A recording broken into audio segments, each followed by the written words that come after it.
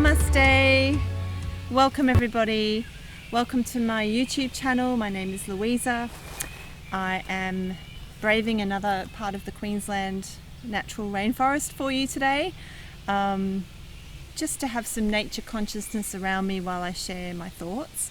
As usual, my video is about health and about healing and about well-being and a bit of spirituality put in there, and a little bit of planetary awakening and what's going on the planet collectively. But there is a focus in my video today, and it's inspired by a book that I've recently read, which was amazing in a sense to me because for those of you who don't know, I've just recently launched and published my own book called Spirit-Gnosis. Spirit-Gnosis. So gnosis being the word for knowing, and spirit of course being spirit, great spirit. It's a play on words because of the word diagnosis that's used in mental health so much. And dia as the root of the word, meaning to pull apart in order to understand, which has really been the hallmark of our old way thinking. It's been so dominant on our planet. So, science traditionally has pulled everything apart to study it and understand it. And now I'm flipping that on its head by suggesting that what we actually need to do is we need to look at the whole and an integrative holistic model, which is why I use the term Spirit-Gnosis. Also, it's a reference to the spiritual dimensions of mental health, which I believe are underrated and misunderstood and don't get enough credence in treatment plans for people or recovery trajectories. So, Spirit-Gnosis is actually a series. I started to write one big fat book and then realized that lots of people would be put off by such a big book. So I've condensed it down into hopefully about 4 books. I just released book 1, and book 1 is on hearing voices, which was a big experience for me, and a big part of my journey in mental health was actually hearing voices and recovering and healing from that and working with other voice hearers. So I wrote the book and I literally launched it a couple of weeks ago. I'll put all the contact details down below if you want to go and order it. It's only available as a PDF at the moment, an online copy, but I am getting a whole lot printed as well. So stay tuned and I'll inform everybody what's happening. Anyway, the reason why I'm, inspired to share today is because once I published my book, I then went and found another book which is called Secrets of Spiritual Healing. Secrets of Aboriginal Healing. And it's written by Robbie Holz.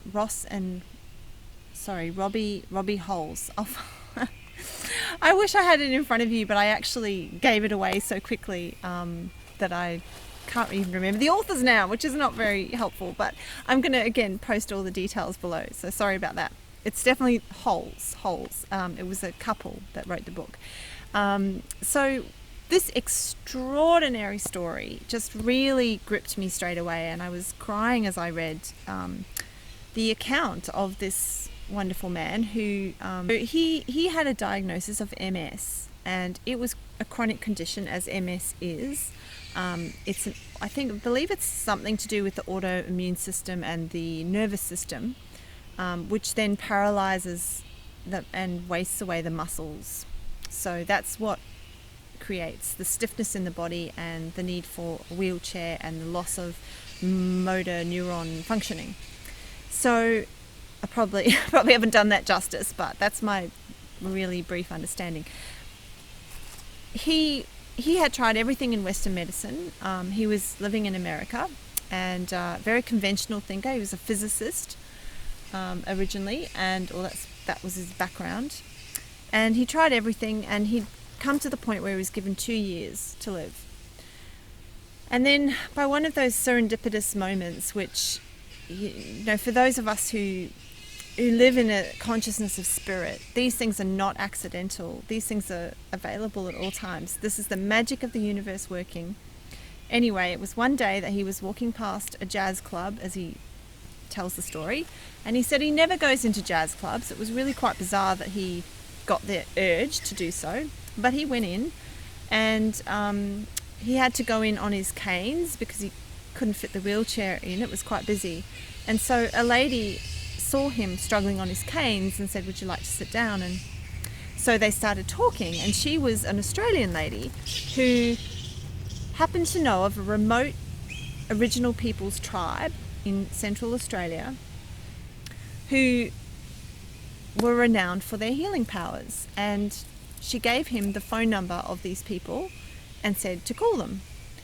So it was a very random encounter, but again, something compelled him, something just, those urges we sometimes get to do something really crazy in life, and he had lost all hope, come to the end of his road, as so many people do in Western medicine. So he decided to give these people a call. And the interesting thing for me is that they're a really remote tribe who actually live and practice traditional ways to this day. And they had never treated an outsider before, but they knew he was coming. Their spirit guidance had told them that he was coming and that they would need to treat him because he would recover and then he would take his experience out into the world. So they accepted him. And within 2 weeks, he was on a plane in Australia and 9 hours west of Brisbane out to some remote community. No idea where it is, but, I don't think we're meant to know. Some things are meant to be kept secret. So this book is about his journey of the healing and what they taught him. And what I found fascinating and why I had to share today is that the elements that they taught him are essentially saying what I was saying in my book, Spirit-Gnosis. Only I hadn't structured it in such a way, and I was very impressed with the simplicity of these 5 components of healing. Now, as I said, I do talk about them in my book, but not in such a clear way. So I thought I'm going to distill them for you now in this video, and and just really encourage you to perhaps buy this book. But if not buy the book, then just listen and think about how these components can help you on your journey. So the first component was willingness. And willingness to heal, this is also the first component in my book. When I write about healing from voices, the word I use is intention. We have to be willing to heal. We have to intend to heal. And this book by the Holzes takes it to a really deep level. What the Indigenous people taught him was that willingness can be on the surface. We can think we're willing. We can think, I want to get well. Obviously, I want to get well, right? It seems like a given. But as a psychotherapist will tell you, when you dig deeper into a person's consciousness or psyche, you will find very often resistance to getting well. There's all sorts of reasons why people hang on to being unwell. It might be, these things are going to sound harsh, but again, just listen and sort of feel into this, because there's truth behind that harshness. When we get unwell, sometimes it's a cry for attention. And there's nothing wrong with that. There's no judgment. It's just that word attention sometimes makes people feel like, I don't know, like they're being blamed. But I know when I fell really ill, part of my journey was going through a stage where I actually wanted to be unwell because there wasn't anything that felt right about my life or this world or society, and I couldn't just snap my fingers and get out of it, so I kind of had to be unwell. And I intuitively knew that my path of unwellness was eventually going to lead me where I needed to go. So suggestions to just heal or do this treatment or get better or stop hurting yourself, or all the well-meaning advice that people gave me sort of fell on deaf ears to some extent, because I needed to be unwell. There were benefits. The benefits was that I got to be real. I got to explore my authentic feelings. I got to kind of say a bit of a to the world, a bit of a fuck you, right? I'm not well. And it was kind of like almost a protest against my life and society. So that was one of the benefits. And the other benefit was that I got a lot of help. I got a team around me of people who cared about me. So I needed to be unwell. And then in terms of voice hearing, there was aspects of my voice hearing experience which were serving me. So in the early stages of my illness, I couldn't really feel my emotions very well. I couldn't feel anger, for example. That was something that I had taught myself to completely override, and that emotion would transform into anxiety before I even got to feel the anger. So you can imagine I had all this anger suppressed in my system, and I had voices that were really angry. So in terms of how is the illness serving you, at that time my voices were serving me because they were holding that anger. And anger and all emotions have to go somewhere. They are energy in motion, so they're going to present somewhere. For me, it's always been in the emotional psychic realm or psychological realm, but for many people these suppressions of emotions will manifest in the physical body as all sorts of diseases. So how is it serving you, and potentially what is your resistance? So in the case of Mr. Holz, I can't remember his first name, he had been unwilling to feel his feelings.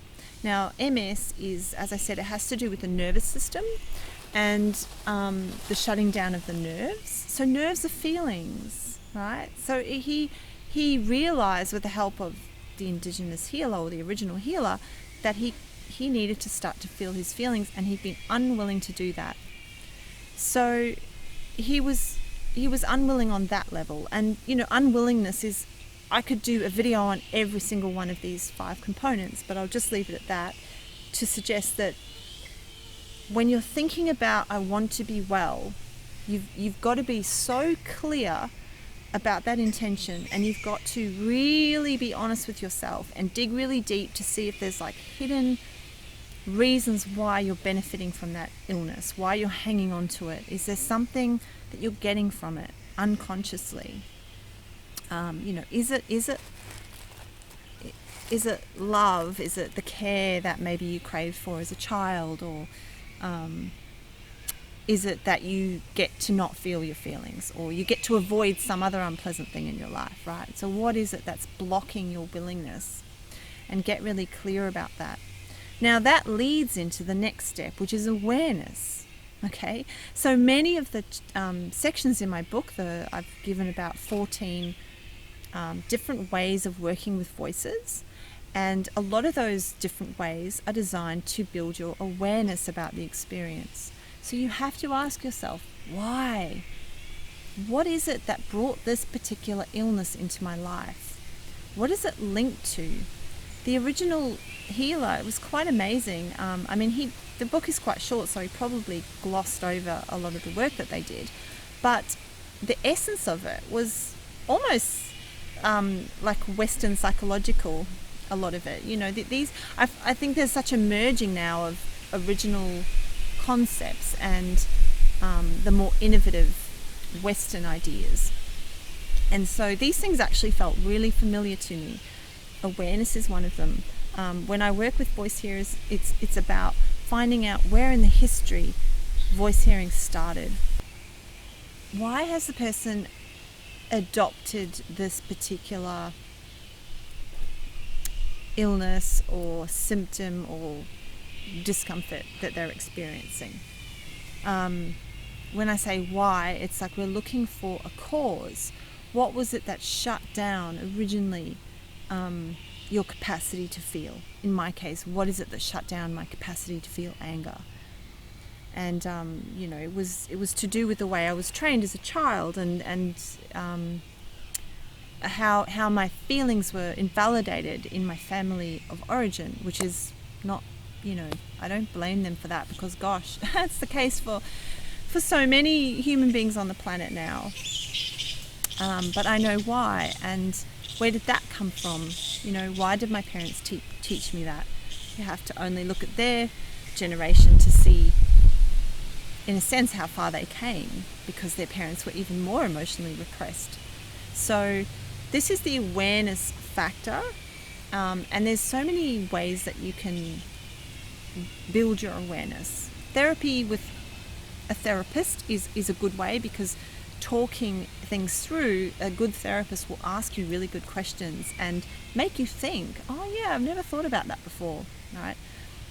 But as my book has lots of little exercises, that's for voice hearers, things like keeping a diary and voice profiling and dialoguing with your voices. But you know, for all the many myriad of health issues, there are a myriad of ways to build your awareness. So that's the second component. The third component is acceptance. And I you know, while they're all hard on a level, I kind of, when I think of this one, I'm like, gee, that was hard for me. You know, I think to accept your illness it feels counterintuitive. You know, Mr. Holz says in the book that the original healer asked him to love his MS. All right, and love is a part of acceptance. Acceptance is kind of lower on the spectrum of love, right?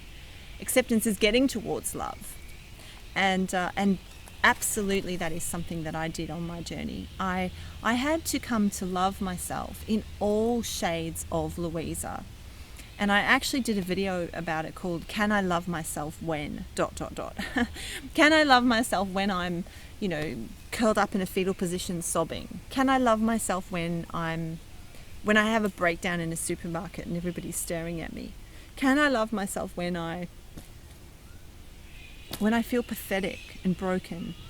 Can I love myself when I do things that I don't think are my highest, best self? Oh, that's a bat.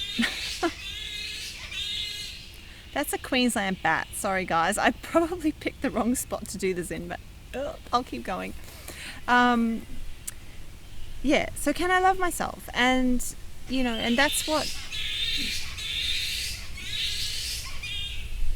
Mr. Holz did. He had to learn to love. You know, he would throw out all these snide statements about his MS, about how broken he was in the wheelchair and pathetic he felt, and he really had to learn to just love himself and just accept where he was. Okay, so that's the third one. The fourth one is, well, the original healer called it empowerment. She was, of course, using English language to translate concepts that they probably have better words for. And she did say that empowerment was not quite the right word. She wanted to use the word responsibility, but she knew that in our culture sometimes that word also evokes a sense of duty and heaviness, so she avoided it. But I don't want to avoid it. I think it's perfect, because responsibility, when you break it down, response is what you have in your control. How you respond to things is within your control. And the whole point of this number 4 point is that you take responsibility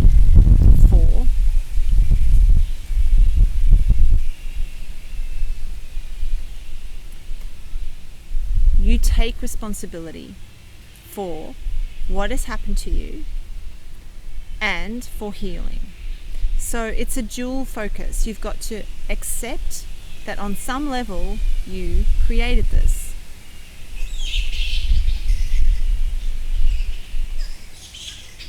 Now that is really hard to do for a lot of people.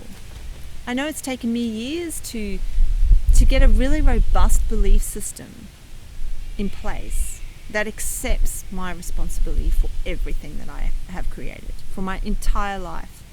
There is no blame, you know. And even though I wrote a book that talked about some of my childhood experiences and the negative impact that had on me, I emphasized even back then, that was in 2012, that I was not blaming anybody. You can say you had a negative experience and it doesn't necessarily mean you're blaming somebody. That's a very third dimensional way of looking at it. There's no judgment. I'm actually really grateful for everything that ever happened to me, but it takes a long time to get there, and I understand that. I appreciate it. When you're suffering, you know, one of our first knee-jerk reactions as a human being is to blame. And it might not be a person, it might be you blaming the disease. You might be blaming your genes. You might be blaming a virus. Or maybe you had an accident and you're blaming that. This thing happened to me and it wasn't my fault. I'm a victim. Victim consciousness is an enemy to healing. An enemy. You cannot have victim consciousness and then heal. Because in order to take full responsibility for your healing, you have to take full responsibility for your dis-ease or your distress or your disorder. Right? You are the sovereign being that has created this for many reasons, which you look at when you're doing the willingness and the awareness steps. And on the very highest of levels, it's a soul choice. And that's also hard for people to understand, and sometimes depends on the belief system, because there are plenty of people on our earth that don't even believe in souls or previous lives or consciousness that carries on after this earthly experience. So, just work with wherever you're at. The highest level I've got to is appreciating that I made all of these choices at the highest, at a level beyond this experience, in the higher dimensions, as I might call them.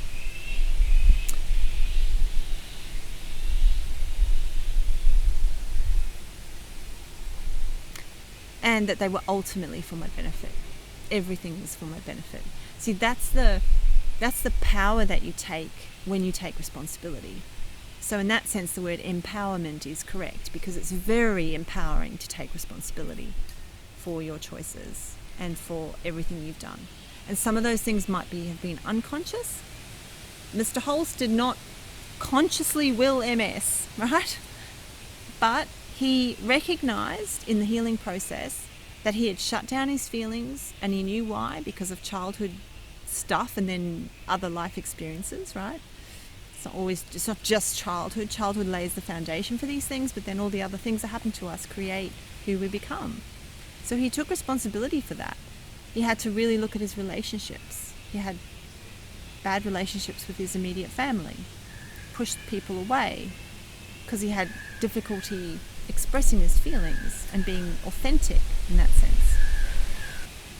So once he owned that, he was then able to make the step of taking full responsibility for his healing and understanding that if he could create it, he could also change it.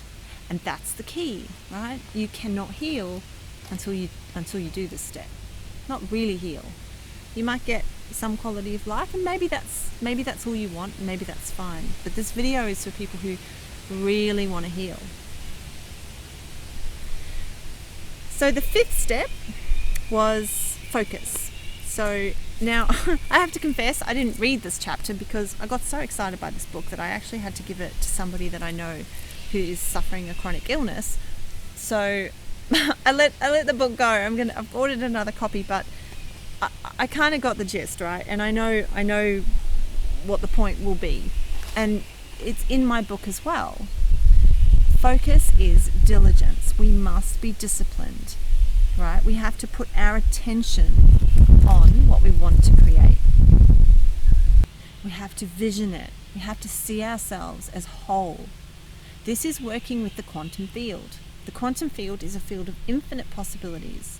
We can jump timelines into whichever possibility we want, right? But of course we have to master ourselves to do that. We have to have emptied ourselves of unconscious conditioning, and we have to take responsibility for our emotions, and we have to learn how to process those emotions in healthy ways so we can become, I guess, a pure vessel for the quantum field to operate through.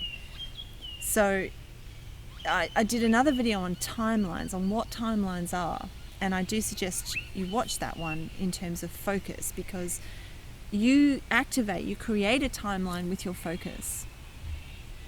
You know, if a person who gets up in the morning and the first thing they do is watch the news, and then they go and interact with some really negative friends, and then they go and do a job that they really hate, and they sit in rush hour traffic all the way home, and then they veg out on the couch watching TV, right? This is you can imagine the reality that you create from that kind of attention.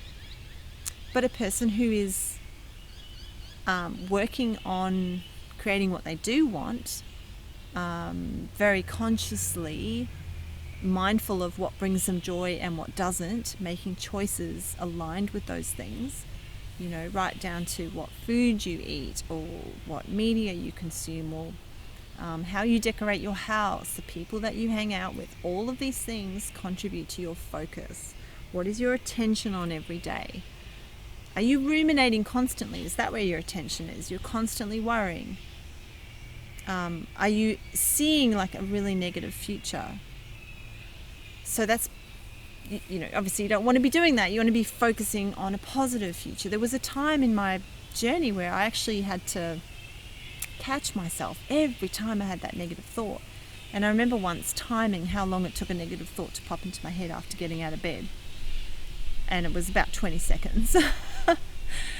For some of us, it's quicker than that. There's probably a time in my life when I had a negative thought the moment I woke up. So that's where my attention was just naturally going. And attention is like a channel that water follows. You imagine like a channel gets carved out through a landscape by the water. So your thoughts are that water and they're creating a channel. And so if you're in the habit of thinking negatively and seeing the worst, that's where your thoughts are going to go automatically. So you have to retrain your brain, your mind, to have the positive vision. So that can take a bit of practice. But the other aspect, segueing then into the other aspect of focus, which is diligence and discipline. You've got to practice.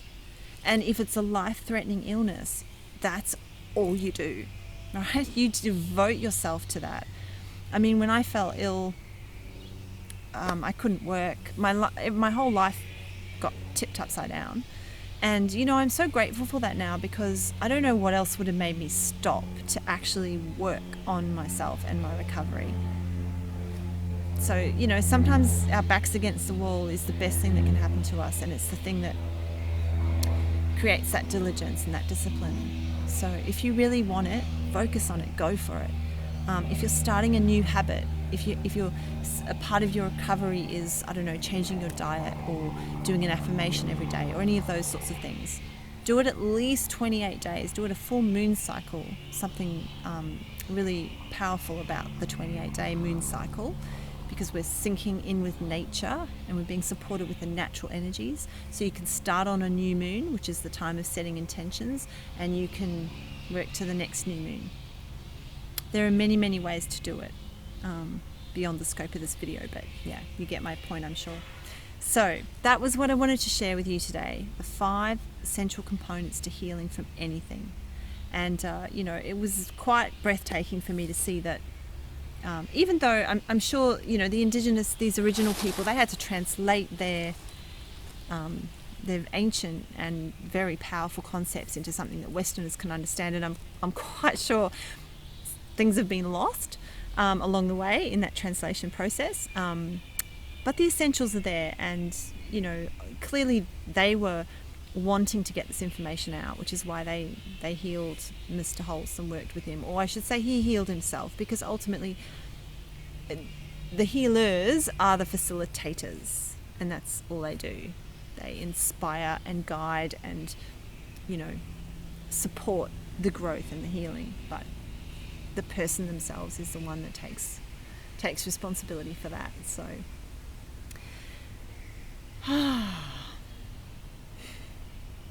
so yeah, it's possible.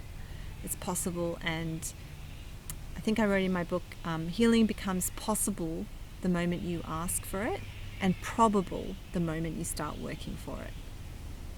So I will leave you with that, and I hope that was helpful. And if you're interested in my book, I'd love people to read it. I wrote it so that it would be read and shared and would help others. I've made it a low-cost book, and I even accept a donation if you can't afford the full price. So just jump onto my website and have a look there. And as I said, there'll be some hard copies available soon as well. So, all right. Thank you for bearing with the wind and the bats and everything else, the challenges of nature. And I will see you in my next video. Namaste.